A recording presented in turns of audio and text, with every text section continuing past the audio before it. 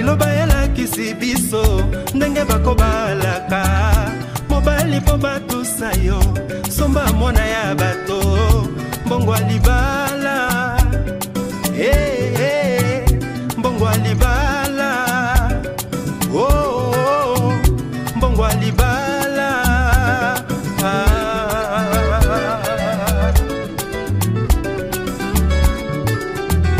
mwasi moto ya valer libala elokwa lokumu ndima eloko nzamba ndimi kumisa eloko nzamba sangisi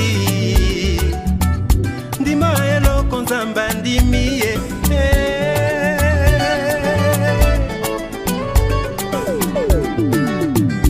bomo yezangi sacrifice bomo yezangi kembo yesu pona kobala mwasi alekaki na mbeka mai makila mabimi ingomba ebotami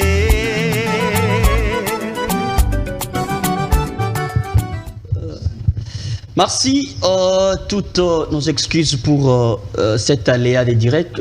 Merci à nos fidèles téléspectateurs qui nous suivent en ce moment. Nous sommes en direct de Tosungana Télévision, vous qui nous suivez de partout. Merci surtout pour vos commentaires et vos messages qui nous arrivent à tout moment. C'est quand même pour nous une responsabilité de vous accompagner à tout moment que vous avez besoin de nous. Voilà, chaque samedi est consacré à la religion. Chaque samedi, c'est la parole de Dieu. Donc, nous commençons le début de la semaine, du lundi jusqu'au vendredi. On se la coule douce dans tout ce qu'on peut vouloir, mais le samedi, on reste consacré. Na linga balba tu sabbat et à mon collègue tu foba toujours dans ma commune en Zambie.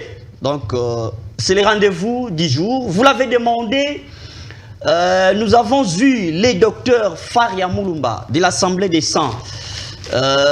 Qui a parlé de la polygamie, qui est contre la polygamie. Il est resté mordicus contre la polygamie qui est anti-biblique. Là, ce sont les propos du docteur Faria Mulumba de l'Assemblée des Saints. Alors, certains commentaires nous parvenant, vous nous aviez demandé qu'on puisse vous trouver un autre homme de Dieu qui dira le contraire de ce que le docteur Faria Mulumba préconise.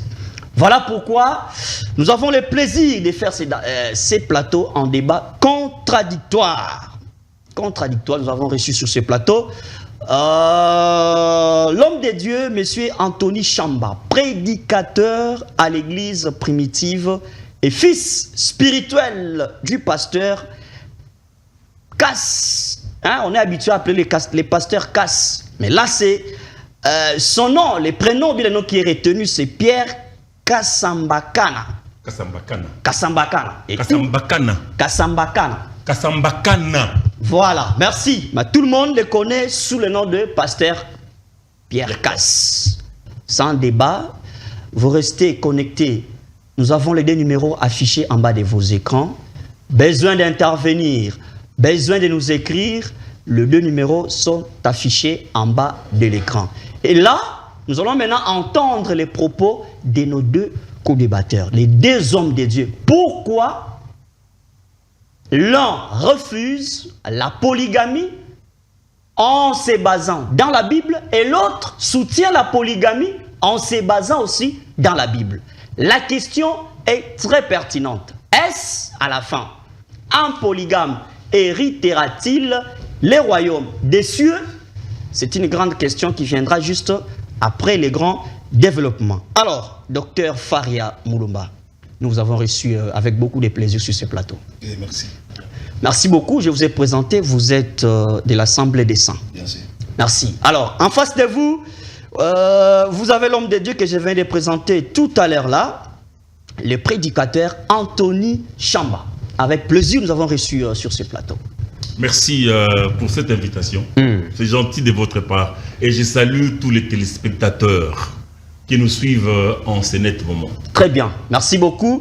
Je l'ai dit ici à l'introduction, nous allons voir un éclaircissement. Ceux qui nous regardent en ce moment attendent des arguments solides et clairs. Pas trop de philosophie, mais que ceux qui nous suivent comprennent que non, la position du prédicateur Anthony Chamba trouve la base dans la Bible. Voilà pourquoi nous avons dit notre source sur ce plateau, c'est la Bible. Et à la fin, nous aurons une question. La question la plus fondamentale, est-ce un polygame héritera-t-il les royaumes des cieux? La parole est accordée au prédicateur Anthony Chamba. D'ailleurs, avant la question, j'aimerais un peu savoir comment se passe avec le pasteur Cass, aujourd'hui en prison depuis un temps. Non, mais son dossier est vide. La justice congolaise fait souffrir le pasteur Pierre Cass inutilement. Il n'a, sur le plan du droit congolais, il n'a commis aucune infraction. Et du point de vue de la parole de Dieu, il n'a commis aucun péché. Le pasteur Pierre Cass s'est marié à une jeune sœur majeure. Pas mineure, mais majeure. Majeure. Et puis, majeure révolue. C'est-à-dire qu'elle n'a pas seulement 18 ans, mais elle a 18 ans et quelques mois. Donc, les gens se sont fiés à l'apparence de la jeune sœur Meda. Mais la Bible, qui est la parole du Seigneur, dit « Ne jugez pas selon les apparences, jugez selon la justice ». Elle est de petite taille. Alors quand on a vu que la sœur Meda est de petite taille, il y a eu la clameur publique. Et pourtant, c'est une majeure. Non, mais on dit son dossier a été trop patrié. Vous n'avez pas donné la date exacte normale de la jeune fille. Mais qui peut connaître la date exacte de l'enfant si ce n'est le père ou la mère de l'enfant? Non, mais le père, du fait qu'il soit de votre église, alors il s'est incliné devant son pasteur pour dire... Mais alors, mais maintenant, qui peut donner le vrai âge de la fille? Si le père donne l'âge, vous refusez, qui peut le donner? Les documents. Nous avons un document qui justifie... Quel document, par exemple? Il y a le certificat de naissance. Avez-vous présenté ces documents au niveau oui. de la justice? Mais oui. Et la justice n'a pas cru. Non, mais la justice table sur des bulletins scolaires. Okay. Est-ce que les bulletins scolaires peuvent être un élément fiable pour déterminer l'âge de quelqu'un? Lorsque nous sommes partis ici à l'enrôlement, est-ce qu'on a demandé à ce que les gens amènent des bulletins scolaires? Pour s'enrôler, il fallait amener un bulletin scolaire, on voit l'âge et puis on te donne une carte d'électeur. Non. Il n'y a que le père ou la mère qui peuvent donner l'âge de l'enfant. Le père a dit ma fille est majeure, révolue. La mère a dit la même chose. Mais à cause de la clameur publique, on a vu la petitesse de taille de la sœur, on a dit que c'est une mineure. Non, elle est majeure avec sa petite taille. Et moi-même, j'ai animé une émission, je pense qu'il y a 4 jours, où j'ai démontré que la tante de la sœur Meda la dépasse en taille. Mais elle a aujourd'hui à peu près 60 ans. La sœur Meda la dépasse en taille. Mais j'ai posé la question. Mais lorsque cette tante-là qui a aujourd'hui 60 ans, lorsqu'elle avait 18 ans, elle avait quelle taille? Vous voyez une dame de 60 ans avec cette taille. Mais lorsqu'elle avait 18 ans, elle avait quelle taille? Très bien. On ne peut pas juger selon les apparences. Très bien. Ça, c'était une parenthèse. Tout à fait une parenthèse. Vous aurez une question, je vais revenir à vous. Il n'y a pas de problème. Vous aurez la question la plus importante de cette émission. Alors, à vous qui nous suivez, ne commencez pas à nous buper maintenant. Patientez pour nous le temps de développer la thématique qui est tellement sensible. Et à la fin, vous aurez le temps de pouvoir interagir. Alors, la parole est accordée au docteur Faria Mulumba. Nous avons eu une émission avec vous ici sur ce plateau et vous avez été contre la polygamie parce que la Bible l'interdit. Alors sur ce plateau, ça sera un débat contradictoire tel que je vous l'ai dit à l'introduction. Avez-vous le temps de nous affirmer sur ce plateau que la Bible interdit la polygamie parce que en face de vous, vous avez un prédicateur, homme de Dieu comme vous l'êtes, qui soutient la polygamie. Donc, vous me donnez quelques argumentaires les plus importants avant que je pose la question qui viendra après. Est-ce un polygame héritera-t-il les royaumes des cieux? À vous les temps. 5 minutes pour répondre à cette question. Ok, merci. Je salue mon co-débatteur. Merci. Et tous les aimables de cette émission. Chers journalistes, aujourd'hui, Dieu nous a fait grâce de nous rencontrer avec un contradicteur d'État. Et apparemment, il est présenté comme adjoint de casse. C'est vraiment son disciple. Il est vraiment son disciple. Okay. Les bras droits, donc voilà. Ok. Je sais que dans ce pays, le pasteur Casse et sa suite, il a pollué l'étendue nationale par un enseignement diabolique sur la polygamie. Mais nous sommes ici pas pour combattre le pasteur Casse. Tout d'abord, c'est un pasteur comme moi. Mais si nous sommes ici, c'est pour présenter Christ, de présenter la parole. Quitte à Casse de croire ou pas, ou bien à M. Chamba qui est devant moi, quitte à lui de croire ou pas. Parce que l'évangile restera toujours une offre. C'est ainsi qu'il est écrit, à celui qui croira, qui sera baptisé, sera sauvé. À celui qui ne croira pas, sera condamné. C'est que l'évangile restera toujours une offre. Moi, je vais défendre ces points par rapport à la petite connaissance que Dieu m'a donnée et pour éclairer nos téléspectateurs que la polygamie en Christ n'existe pas. J'ai lu tout d'abord un verset. Très bien. Alors, vous qui êtes à la maison, nous sommes en direct de Tosungana Télévision. Vous avez le temps de nous écrire, laisser un SMS à tout moment. Je peux faire la lecture. Vous avez le temps, docteur. Je lis dans le livre des Hébreux, chapitre 2, versets 2 à 3. Car si la parole annoncée par des anges a eu son effet, et si toute transgression et toute désobéissance a reçu une juste rétribution, comment échapperons-nous en négligeant un si grand salut qui, annoncé d'abord par le Seigneur, nous a été confirmé par ceux qui l'ont entendu. Pourquoi j'ai lu ces versets? Ces versets présentent deux groupes de prédicateurs. Il y a des prédicateurs qui ont précédé Christ. Il y a aussi Christ comme prédicateur. Moi, votre frère, docteur Faria, je suis en Christ. Je ne suis pas dans les précédents prédicateurs avant Christ.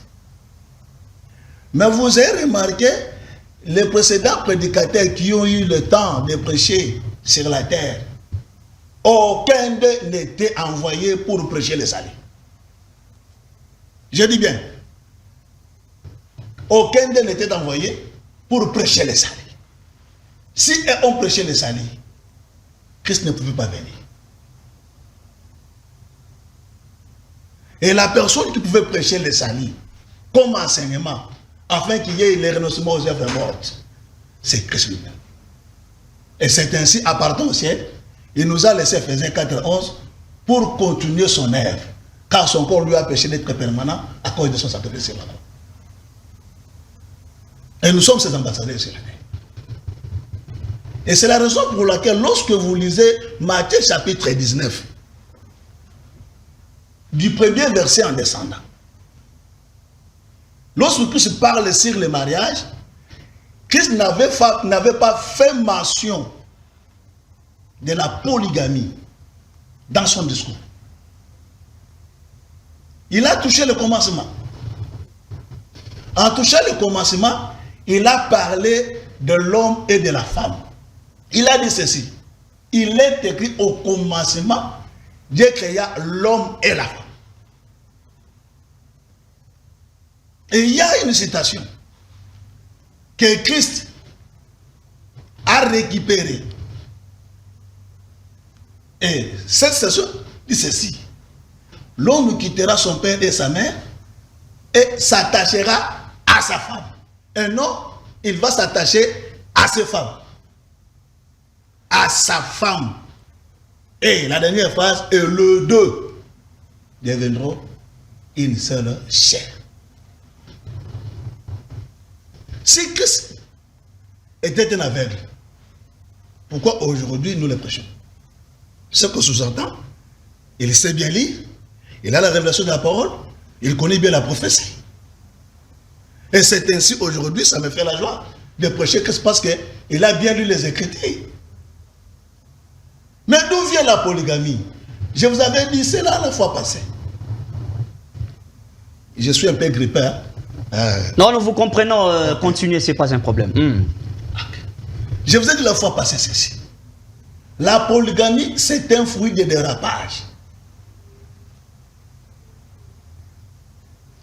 Cela a eu lieu, selon les Écritures que nous lisons, pour la première fois, dans la descendance de Caïn. Et à ce temps-là, par rapport à la position du jardin d'Éden, Caïn était égaré. Et sa suite vivait dans l'égarement. Et c'est alors qu'il est parti prendre 2 femmes.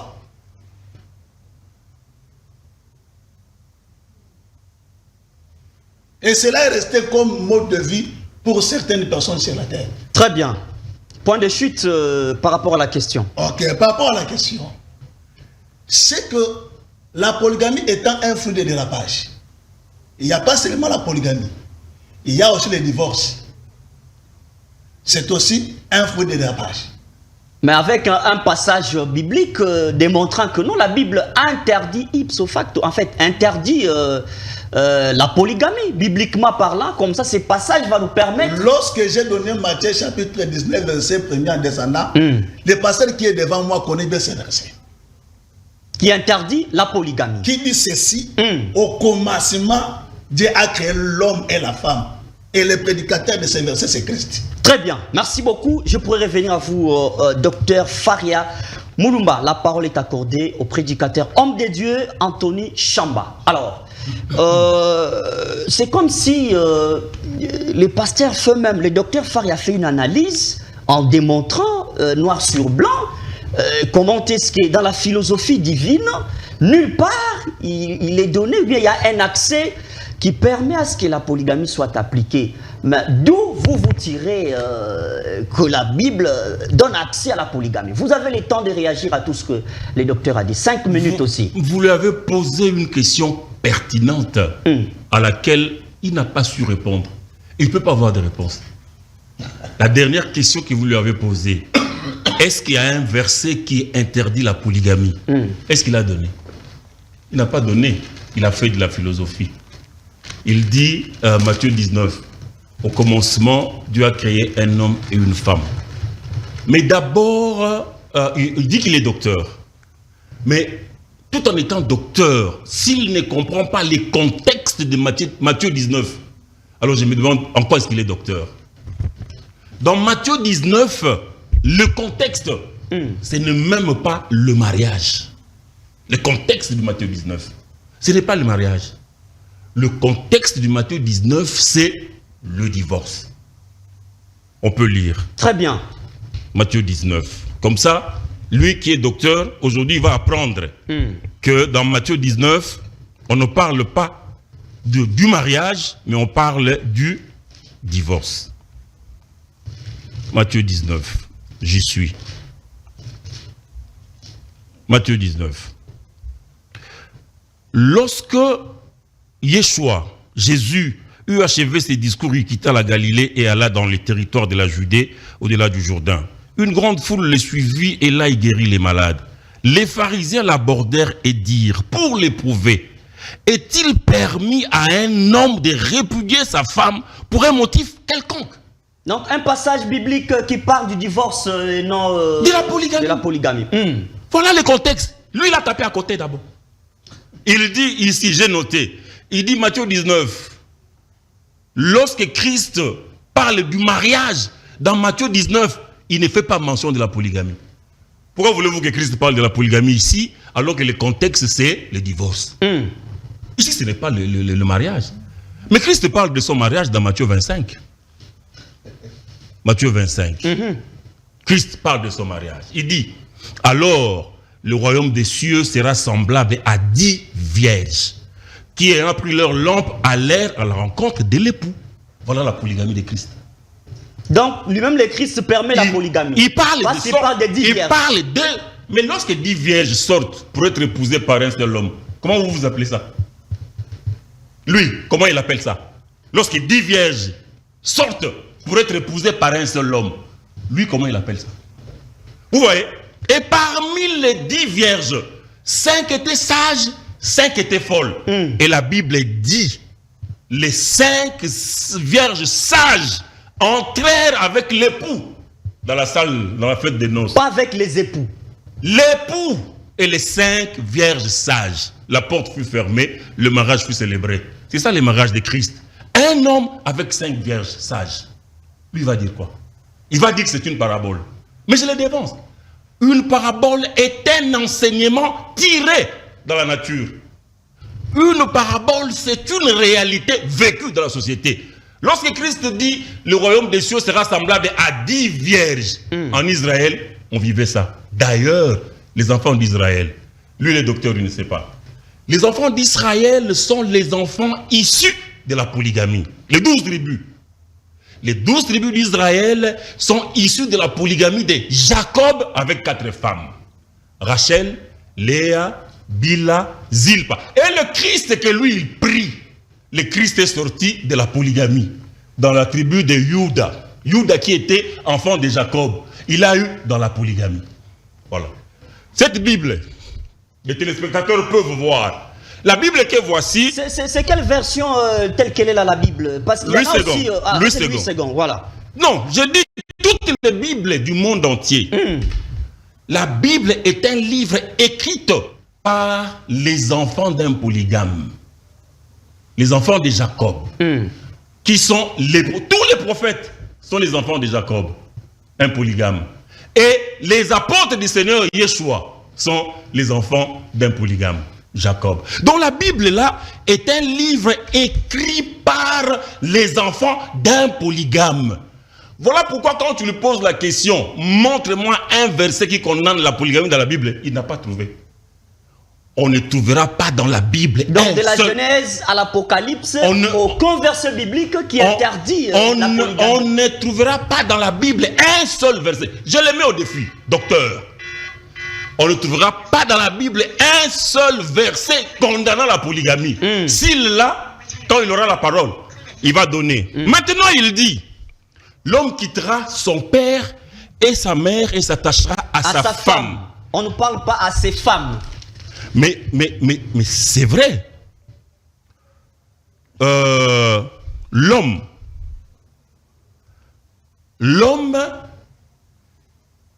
peut avoir plusieurs femmes, mais ne peut s'attacher qu'à sa femme. L'interprétation, c'est là. Je dis, l'homme peut avoir plusieurs femmes, mais ne peut s'attacher qu'à sa femme. Parce que l'attachement, dans le contexte de la Bible, c'est les rapports sexuels. L'homme ne peut faire les rapports sexuels qu'avec une seule femme, à la fois. C'est ça, s'attacher à sa femme. Donc, la Bible ne pouvait pas dire l'homme quittera son père et sa mère et s'attacher à ses femmes. Le passage n'insinue pas l'interdiction de la polygamie. Non! Mais c'est juste ce problème. C'est l'attachement, lui doit comprendre ça.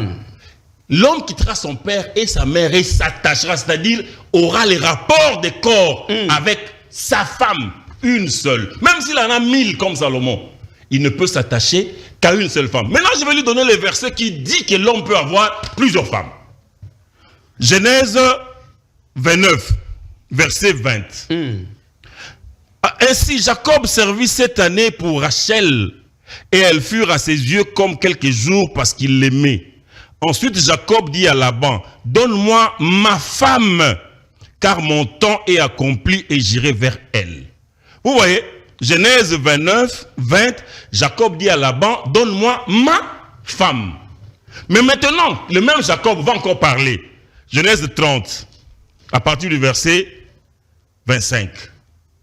Lorsque Rachel eut enfanté Joseph, Jacob dit à Laban, « Laisse-moi partir pour que je m'en aille chez moi dans mon pays. » Verset 26. Donne-moi mes femmes et mes enfants pour lesquels je t'ai servi et je m'en irai, car tu sais quel service j'ai fait pour toi.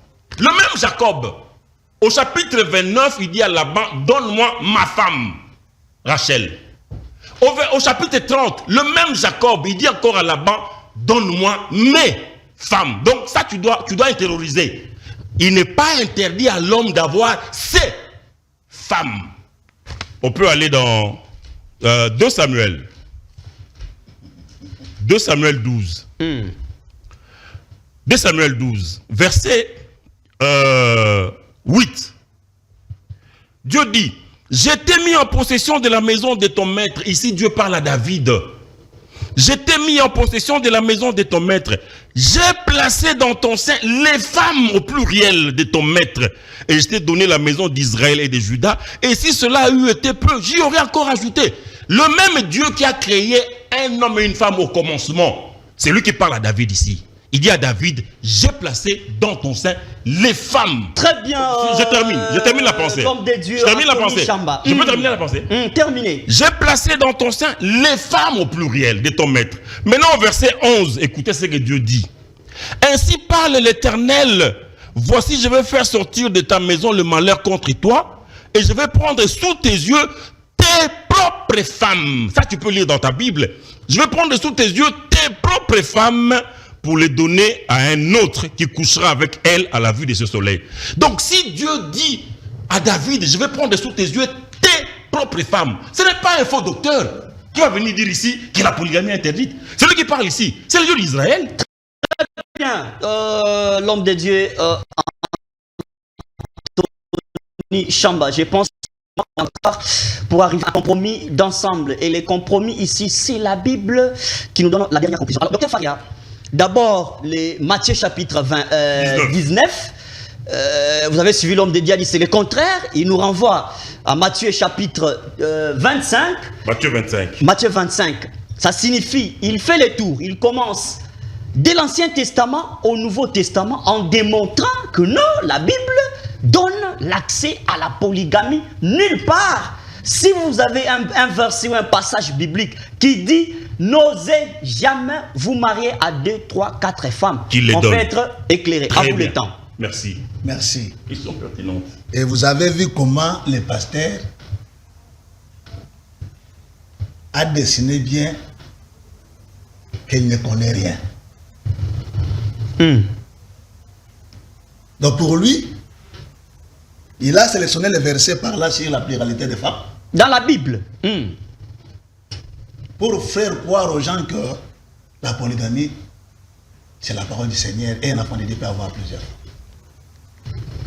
Mais c'est un aveugle. Je commence tout d'abord à lui corriger dans Matthieu 19. Pour lui prouver que les mariages se figurent là-bas. On peut te poser la question sur la biologie. Mais lorsque cette question touche l'anatomie, on va relayer l'anatomie avec la biologie. Lui tient compte du contexte. Là, le contexte donne accès au divorce. On a posé la question sur les divorces. Mais il faut bien lire la réponse de Christ. Si Christ n'avait pas parlé sur les mariages, on saura. Et c'est ainsi, je vais lui faire voir que c'est un faux pasteur. Ok. Je suis dans Matthieu chapitre 19, verset 4 à 6. Il leur répondit, n'avez-vous pas lu dans les Écritures, au commencement, le Créateur a créé l'être humain, homme et femme, et qu'il a déclaré, c'est Dieu qui a déclaré, c'est pourquoi l'homme quittera son père et sa mère, s'attachera à sa femme, et les deux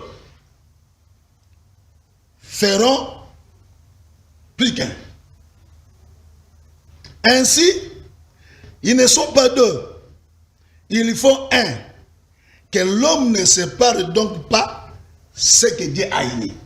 Si le pasteur voit qu'ici il n'y a pas mariage, c'est un faux prédicateur. Comment tu peux parler de divorce sans mariage? Et comment tu peux parler de mariage sans le choix? Ce sont des éléments qui vont entrer lorsque vous voulez expliquer l'un d'eux. Si vous touchez le choix, vous allez toucher aussi la vie conjugale après. Et si vous touchez la vie conjugale, et il y a aussi la possibilité de divorce ou pas. Les deux éléments qui se complètent au même moment. Et s'il lui dit que Christ n'a pas parlé du mariage, c'est un faux prédicateur. Et il est écrit ceci, que l'homme ne sépare pas ce que Dieu a joint. Ce n'est pas le mariage. Qu'est-ce que Dieu avait fait? Dieu était témoin du mariage entre l'homme et la femme. C'est alors que dans la création, vous avez remarqué que Dieu a créé mâle et femelle du côté animal, et du côté humain, Dieu a créé l'homme et la femme. Donc, il y a toujours l'homme, il y a toujours femme. C'est que la fuite du commencement n'était pas la polygamie. Et c'est la raison pour laquelle, lorsque Christ voulait répondre sur le divorce, il a touché la pensée parfaite, la fiche parfaite, non de dérapage. Et maintenant, je vais maintenant lui toucher là où il a parlé. Et le pasteur dit que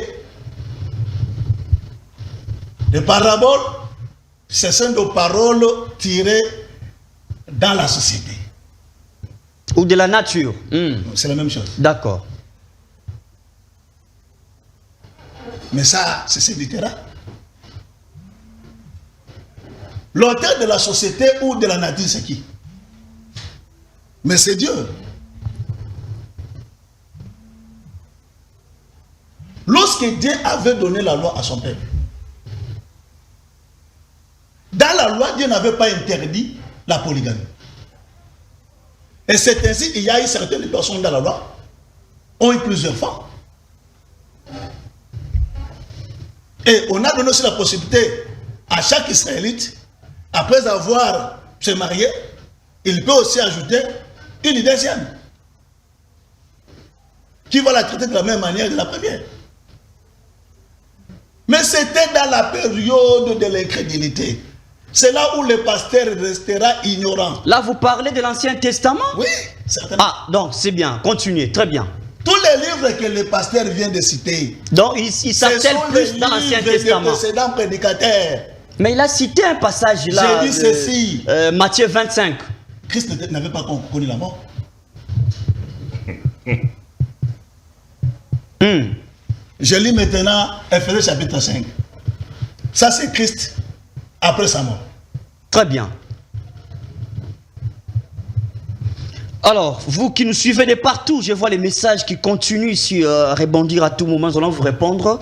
Vous aurez un temps pour l'interaction. Ça va passer. Merci beaucoup. Il y a un message. Bonjour, messieurs les journalistes. Je suis Patrick. Je vous écris depuis Matete. En tout cas, la polygamie n'est pas bonne pour un vrai chrétien. Dites au pasteur de nous prouver avec des arguments solides. D'accord, merci beaucoup. Il y a beaucoup de messages, ça va commencer. J'aurai le temps de faire une interaction avec le téléspectateur. Alors, docteur Faria, vous avez la parole pour nous prouver, bibliquement parlant, que la Bible interdit catégoriquement la polygamie. Bien que vous tirez les contextes de part et d'autre, c'est un débat tellement pédagogique pour aider les téléspectateurs, surtout les enfants du Christ qui nous suivent en ce moment. Vous avez le temps. Ok, merci. Je suis dans...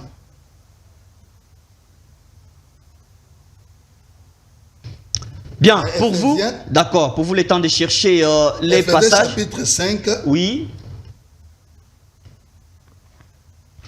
C'est ça le comble de ne pas avoir de Bible. Pour vous le temps de chercher, pour vous le temps de chercher. D'accord, je continue avec le message. Bonjour papa, ezangai maman Anto, nalobi boye. Boye bite ki na mboka na biso polygamie yango nde ezali kobebisa ba foyer. Bon, et un message maman Anto, merci beaucoup. Namoni message mi ba ko attaquer pasteur Anthony Chamba. Batu mingi baza contre polygamie awa, mais likambo ezali likambo ya Bible. Yokola na biso likambo ya Bible place ezali. Pasteur Anthony Chamba azali na Bible. Docteur Faria na côté pe azali na Bible. Donc likambo eza wana place yo zali oyo ba kopesa comme passage biblique awa fongola pe Bible to koma yango quelque part na buku na yo ta okotika ta après émission ou bien en pleine émission on se retrouver facilement à le groupe ko benga o participer na kati ya émission. Alors docteur Faria, pour vous le temps de chercher le passage non, ça y est, voilà, le passage biblique après ça ne pas ya voilà. Ah, okay. Intervention voilà. Ok, je suis en Matthieu chapitre 5, à partir du verset... Ce n'est plus 22. Éphésiens. Éphésiens. Ce n'est plus Éphésiens. On avance. Éphésiens chapitre 5. Voilà. Ok. Vos femmes en particulier, chacune a son mari. Et cela par égard pour le Seigneur. Le mari, en effet, est le chef de sa femme, comme le Christ est le chef, la tête de l'Église qui est son corps et dont il est le sauveur. Mais comme Christ se soumet comme l'Église se soumet au Christ, de même la femme se soumet en toutes circonstances à son mari. Maintenant, regardez le verset 27. Il a aussi voulu présenter cette Église à lui-même, rayonnante de beauté, sans tache, ni ride, ni aucun défaut, mais digne de Dieu et irréprochable. Vous avez 1 minute pour rebondir et Merci. expliquer. Voilà. Christ, ici, dans ces versets, à travers son serviteur apôtre Paul, il lui présente l'Église comme femme. Et lui-même se présente comme le chef de cette femme-là. Et il laisse le modèle du comportement, de la manière lui a fait ce comportement à l'égard de son épouse, l'Église, de même tout homme fera à son épouse. Comme l'Église se soumet à Christ comme son chef, de la même manière, toute femme fera ainsi de façon. Vous avez une question, vous allez avancer. Vous avez une question pour Chité. Je vais expliquer un élément. D'accord. D'abord, je vais d'abord ajouter une question. Alors, comment est-ce que vous interprétez tous ces grands prophètes qui ont fait les noms dans cette Bible, les David et les autres? Ils avaient plusieurs femmes. Est-ce parce que quand vous lisez la Bible telle qu'elle est là, le Christ a dit, je ne suis pas venu abolir, mais parfaire ou accomplir. Donc le Christ lui-même, il ne refuse pas l'Ancien Testament, mais il veut l'accomplir. Parce que les prophètes, à leur temps, n'avaient pas tous accompli le message du Christ ou annoncé l'événement tel que ça pouvait être. Mais le Christ n'a pas refusé nulle part aussi dans la Bible que non, la polygamie est interdite parce que là, apparemment, vous nous amenez de l'interprétation en interprétation, alors qu'ici, nous voulons avoir un passage direct, que les gens comprennent, qu'ils notent, qu'ils comprennent que non, tel passage biblique refuse catégoriquement la polygamie. Chité à ces points-là. Si quelqu'un n'aime pas qu'on lui donne l'interprétation des Écritures, mais qu'il se retire de la parole. Parce que les Écritures, ce sont des langages difficiles. Aucun humain peut comprendre cela. Rien qu'au moyen de l'interprétation. Et le pasteur qui est devant moi, il a sélectionné le verset sans pour autant interpréter. J'avais montré tout d'abord un élément important, que la polygamie était un signe de dérapage. Lorsque Dieu avait donné sa loi au peuple, c'était dans sa colère. C'était un moyen où il pouvait enseigner l'homme. D'une manière représentative, donc très bien. Des images. Merci. Mais lorsque Christ est venu, donc je cite, non? Chité. Lorsque Christ est venu, il est venu avec les salis. Et dans les salis, c'est Christ qui est notre modèle. Abraham, il n'est pas notre modèle. Abraham n'est pas notre modèle. Notre modèle. Salomon n'est pas notre modèle. David n'est pas notre modèle. Car le verset que je viens de lire dit ceci. Comme Christ est le chef de l'Église, l'homme est le chef de sa femme. Une seule femme. Oui. Très bien. Pour dire que c'est Christ qui est le modèle. Merci beaucoup. Et nous tirons notre conduite, notre moyen pratique qu'en Christ. Merci. Si j'avais dit ceci dans le livre des Hébreux chapitre 2 verset 2, c'est Christ qui est venu avec les salis. Lorsqu'il est venu avec les salis, il les touche et il laisse la conduite à tenir à son peuple. Très bien. Donc merci. dans cette conduite-là, il n'y a pas ce dérapage que ses frères ici étant passés, bandi magaga noge, bazakana bango, bazakana bango na posa nzoto. Et c'est ainsi qu'ils veulent avoir plusieurs femmes. Très bien. Il n'y a pas de raison fondamentale. Merci beaucoup, merci. Alors, pasteur homme de Dieu Anthony Chamba, apparemment, vous trouvez de la force dans l'Ancien Testament, alors que, pour ne pas dissocier l'Ancien Testament du Nouveau Testament, le Christ qui est venu nous revêtir de la nouvelle robe, parce qu'on devait quand même naître de nouveau. Certaines même parleront de la Renaissance. Pourquoi vous restez trop dans l'Ancien Testament alors que vous avez le Nouveau Testament? Pour le docteur Faria, c'est ipso facto. Et puis vous avez un petit souci de l'interprétation. Vous lisez les passages bibliques alors que ça demande une interprétation. Ce sont les dires du docteur. Voilà, ce sont les dires du docteur Faria. À vous la parole. Nous allons revenir sur votre question pertinente.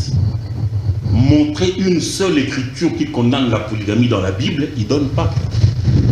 Il est dans les interprétations particulières. Mais vous ne quitterez pas ce plateau si vous ne donnez pas une écriture qui condamne la polygamie. D'abord, il a fini par dire Abraham n'est pas notre modèle. David aussi. C'est un païen. Salomon aussi. Mais c'était un vrai païen. Mais parce qu'ils étaient des polygames. Non. Comment lui peut dire qu'Abraham n'est pas notre modèle? La Bible dit ici. Galates 3, verset 6. Il lit. Je savais que vous allez tomber dans ce verset. Je vais vous corriger. Ne vous en faites pas. Très bien. Avancez. Comme Abraham crut à Dieu et que cela lui fut imputé à justice, reconnaissez donc que ceux qui ont la foi, qui sont fils d'Abraham. Non, je recommence la lecture. Comme Abraham crut à Dieu et que cela lui fut imputé à justice, reconnaissez donc, j'avais sauté donc, reconnaissez donc que ceux qui ont la foi, qui sont fils d'Abraham. Donc lui n'a pas la foi, il n'est pas fils d'Abraham. Il dit qu'Abraham n'est pas son modèle. Il prêche qui ici? Même Christ auquel il se réfère, il est fils d'Abraham. Christ, il ne sait pas que Christ est fils d'Abraham. Matthieu 1. J'ai dit vous êtes un païen. Matthieu 1. Non. Avancez, vous allez prendre la parole, docteur Faria. Matthieu 1. Il ne sait même pas que Christ est fils d'Abraham. Il parle, il est libre. Il vient dire ici qu'Abraham n'est pas son modèle. Généalogie de Jésus-Christ, fils de David, fils d'Abraham. Bon, si Christ est fils d'Abraham, lui n'est pas fils d'Abraham, il dit qu'Abraham n'est pas son modèle. Vous voyez? Donc on a affaire à un vrai païen. Galates 3,6. Comme Abraham crut à Dieu et que cela lui fut imputé à justice, reconnaissez donc que ce sont ceux qui ont la foi qui sont fils d'Abraham. Lui n'est pas fils d'Abraham, c'est un païen. Que je maudis au nom de Yeshua HaMashiach. Il vient.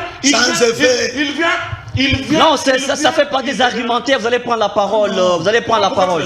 Vous allez prendre la parole. Vous allez prendre la parole.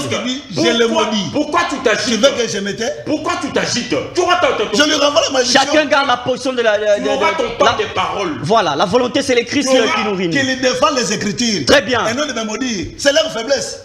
À commencer à parler au pasteur Casse. Qu'il montre sa pasteur les Écritures. Il a la parole. Non, continuez. Continuez. Le plus important. Il ne faut pas me maudire. C'est toi qui es maudit, pas moi. Tu vois qu'il est désolé. Il y a les téléspectateurs qui appellent déjà. Il y a les téléspectateurs qui appellent. Tu vois qu'il est désolé. C'est votre manœuvre. Tu vois qu'il est désolé. Il ne faut pas maudire. Oui. S'il vous plaît. Allô? Bonsoir. Ah, je vois. Voilà, merci beaucoup, on peut continuer. Pasteur, vous avez 2 minutes pour chiter. Comme Abraham crut à Dieu et que cela lui fut imputé à justice, reconnaissez donc que ce sont ceux qui ont la foi, qui sont fils d'Abraham. Aussi l'Écriture prévoyant que Dieu justifierait les païens par la foi, a d'avance annoncé cette bonne nouvelle à Abraham. Toutes les nations seront bénies en toi. Lui n'est pas béni. C'est un démon que j'ai en face de moi. Bon, maintenant lui, le fait d'avoir refusé que Salomon, David ne soient pas les modèles. Mais quand vous lisez dans Hébreux 11, dans Hébreux 11, on parle des héros dans la foi. Prenez Hébreux 11, parce qu'on n'a pas le temps. Prenez Hébreux 11, on parle des héros dans la foi. On cite qui là-bas? On cite les héros dans la foi. On cite Abraham, il est dedans. Les David sont dedans. Les Salomon, les Moïse. Voilà les modèles. Dans Hébreu 11, on n'a cité aucun personnage du Nouveau Testament. Très bien. On n'a pas cité Pierre, on n'a pas cité Paul, on n'a pas cité Jean. Dans Hébreu 11, nous sommes dans le Nouveau Testament, mais on se réfère aux gens de l'Ancien Testament, des modèles. Dans l'Ancien Testament, considéré comme une lumière du Nouveau Testament. Christ a dit, vous l'avez dit dans Matthieu 5, 17, Christ dit, ne croyez pas que je sois venu pour abolir la loi ou les prophètes. Je suis venu non pour abolir, mais pour accomplir. Accomplir quoi? Accomplir la loi. Dans la polygamie. La polygamie fait partie de la loi de l'Ancien Testament. Et Christ est venu pour accomplir ça. Très bien. Voilà je n'ai pas encore fini avec lui. Je vais terminer en lui disant, lui qui discute avec moi, il se réfère toujours au commencement. Au commencement. Mais je vais lui demander d'appliquer les commencements. Matthieu 5, 25. Genèse 2, 25. La Bible dit, nous sommes au commencement. Parce que lui, il aime le commencement. L'homme et sa femme étaient tous des nus. Et il n'en avait point honte. Alors qu'il enlève les habits dans ses studios. Et puis qu'il ne puisse pas avoir honte. Très bien. C'est ça le commencement. Très bien, très bien. Très bien, l'homme de Dieu, pasteur Anthony Chamba. Je pense, vous qui nous suivez, si vous voulez appelez. Et puis ne bipez pas parce que ça ne nous permet pas. Ils sont là pour nous éclairer.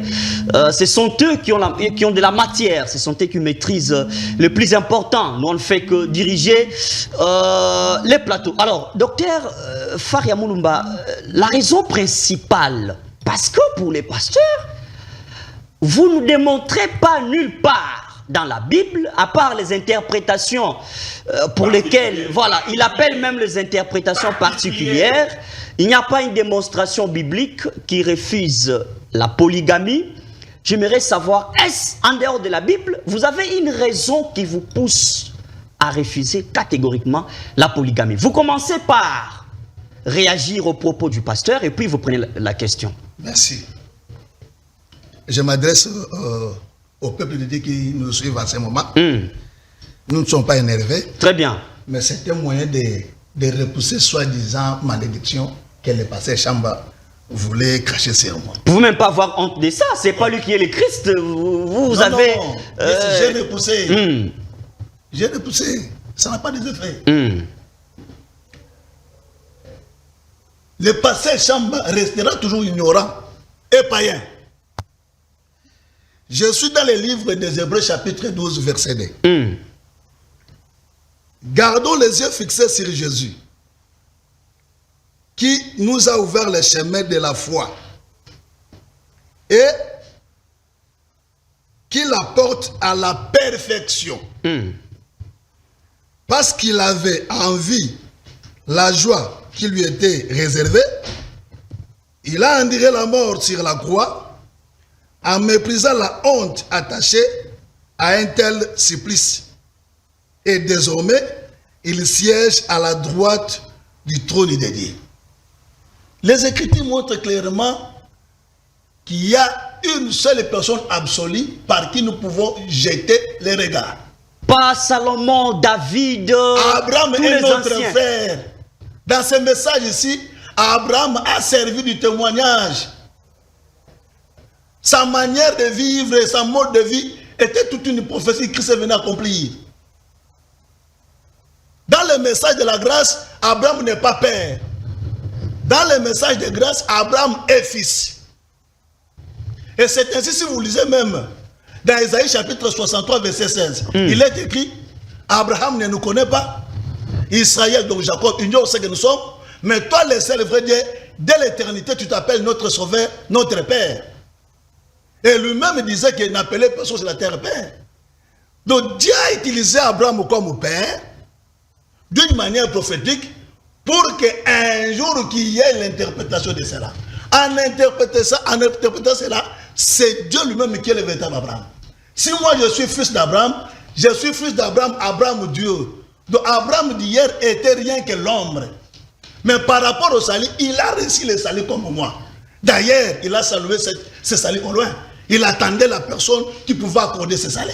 Selon les livres des Hébreux dont mon collimateur a présenté ici. Dans Hébreux chapitre 11. D'où que le frère recadre de sa manière de lire les Écritures saintes. C'est un sacrificateur qui a la tâche à l'aide. Et par rapport à la question posée, vous avez remarqué le pasteur a la difficulté de nous faire voir des Écritures apostoliques. C'est ainsi, il dit ceci, que je lui montre un verset interdisant la polygamie. Parce qu'il sait très bien que dans le Nouveau Testament, il n'y a que des épîtres. Et lorsque vous lisez les épîtres en question, les apôtres ont fait mention du mariage. Dans leur mention du mariage, aucun apôtre de Christ a parlé du mariage polygamique. Aucun apôtre. Si il y a un mariage polygamique adopté par les apôtres, que ce pasteur qui est devant moi me montre, là je vais réfléchir. Ça c'est faux. Très bien. Donc pour dire que dans ce débat-ci, moi je présente Christ comme l'auteur du salut. Donc la conduite à tenir qu'un homme peut avoir sur la terre, que tu sois homme ou femme, c'est en Christ. Et Christ est notre modèle. Lorsque nous voyons Christ, il n'y a pas la polygamie. Dieu a servi de la polygamie comme un témoignage pour parvenir à l'homme. Et c'est la raison pour laquelle vous avez remarqué les pratiques anciennes enseignées par les précédents prédicateurs aujourd'hui, nous ne faisons pas ça. Là, lui aussi. Apparemment, vous êtes contre l'Ancien Testament dans certaines prédications. L'Ancien Testament, ce sont des prophéties. Et l'accomplissement, c'est le Nouveau Testament. Christ est venu accomplir toutes ces prophéties. Mais lorsque Christ est venu, il nous a laissé des traces à suivre. Comme l'apôtre Pierre a présenté dans 1 Pierre chapitre 1, versets 20, 21, 22.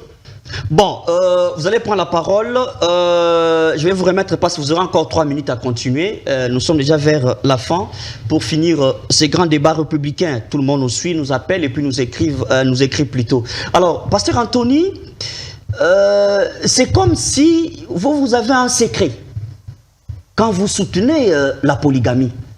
Vous avez un secret et nulle part aussi, la Bible a détaillé les nombres exacts des femmes qu'il faut prendre en mariage.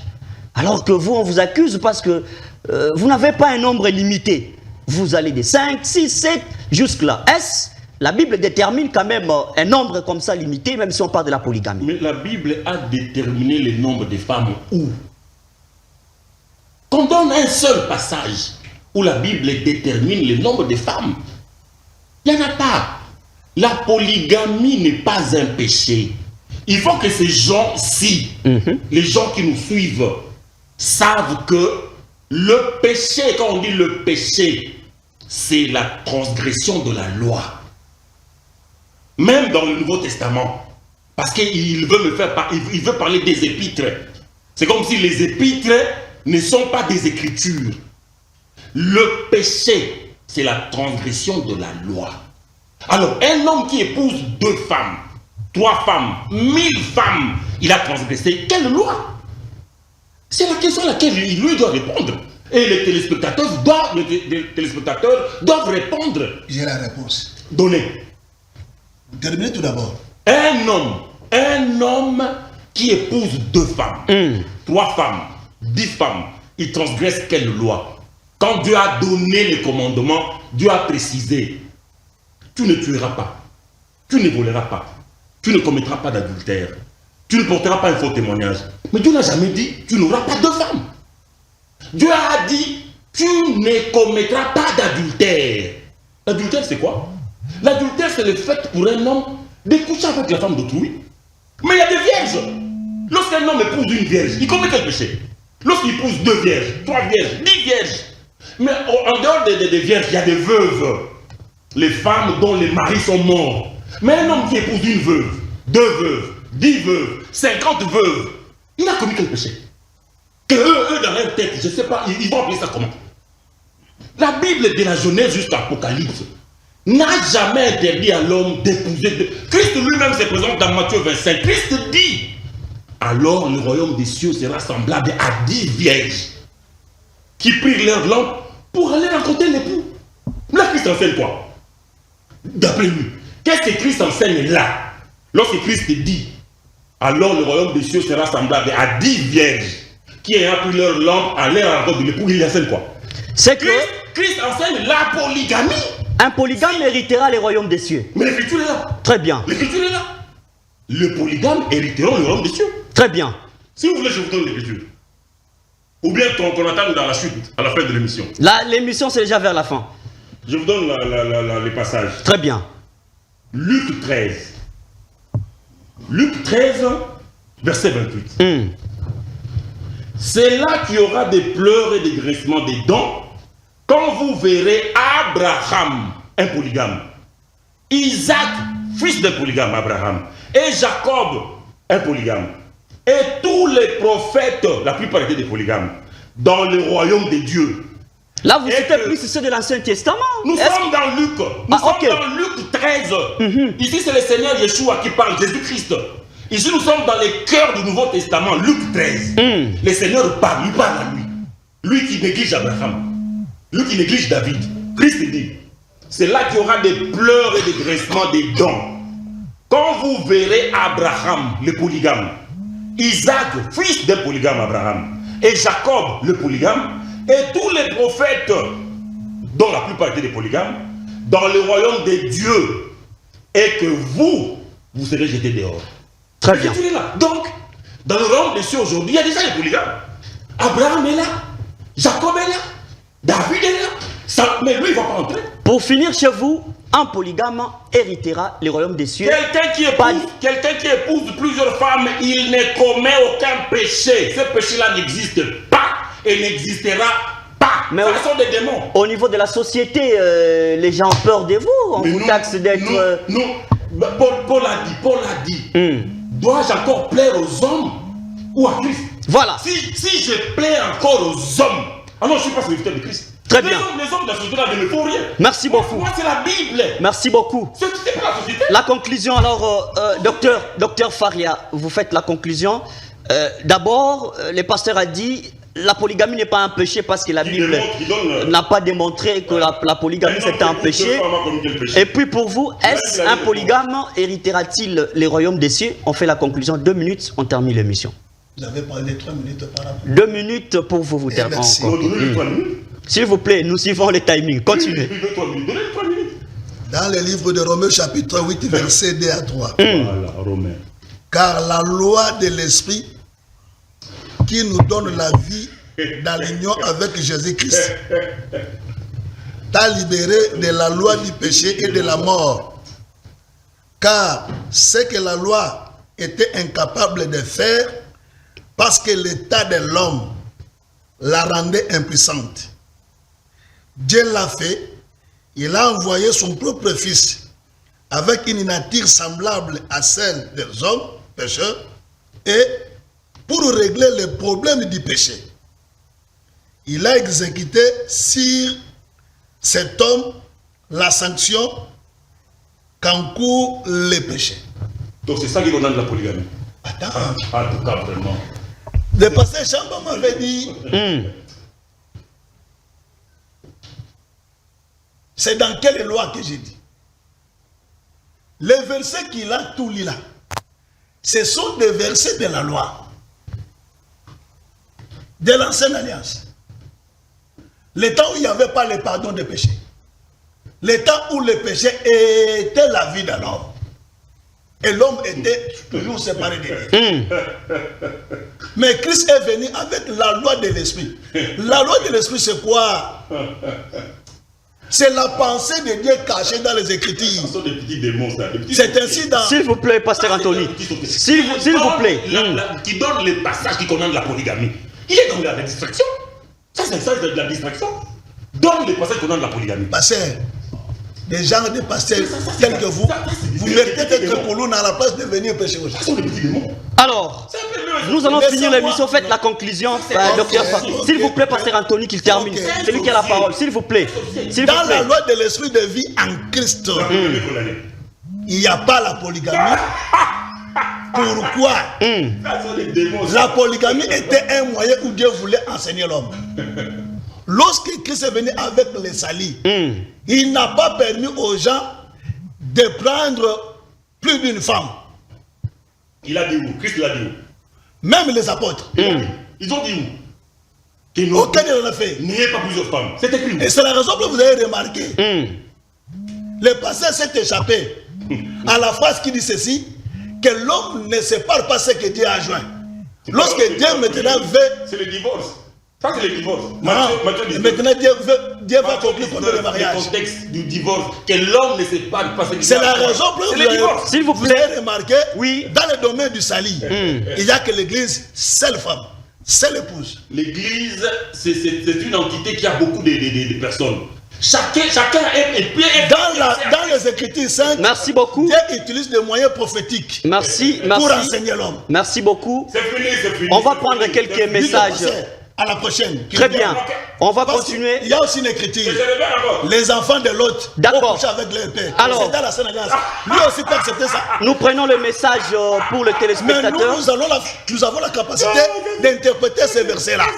Alors, pas de prêcher comme lui. Alors, moi, Namboka, vous nous appelez à c'est passé si c'était jamais. PSAP, adresse place au Robin et l'Abisso. Je vous appelle de Saint-Denis. D'accord. Ok.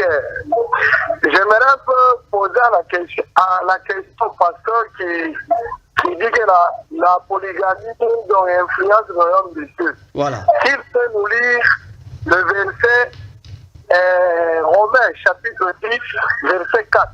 Romains chapitre 10, verset 4. Verset 4. D'accord. En plus, comme il dit que non, verset 4. Ça, c'est le premier verset. Deuxième verset. Oui. Quand l'autre pasteur dit que non, Abraham n'est pas notre modèle, qu'il lise Hébreux chapitre 10, verset 5 jusqu'à 9, où on nous fait voir que Jésus, c'est lui qui est venu faire la volonté de Dieu. Tout le monde qui a commencé depuis l'Ancien Testament jusqu'à l'annonce du royaume de Dieu n'a fait la volonté de Dieu. C'est Jésus qui est venu faire la volonté de Dieu. Très bien.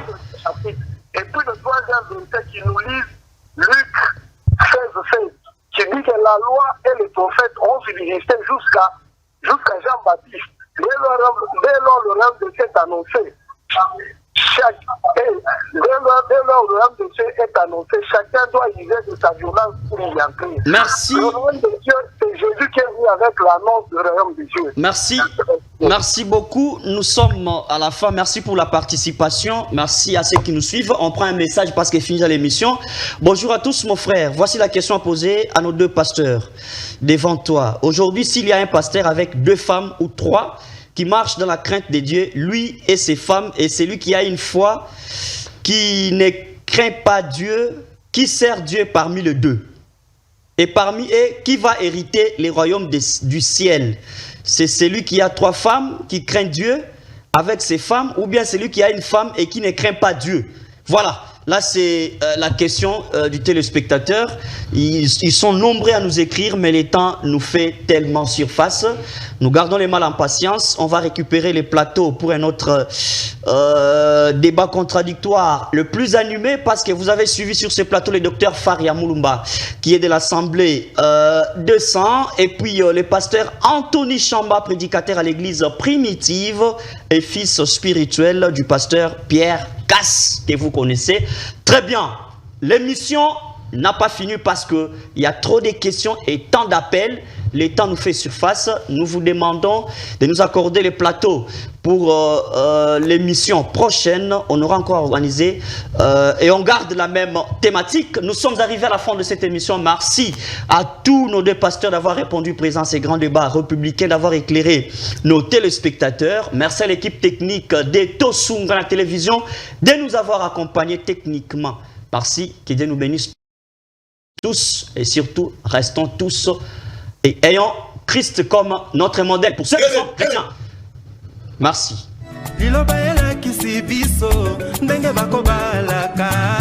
Mobali po bato sayo somba mwana ya bato mbongwa libala mbongwa libala mbongwa libala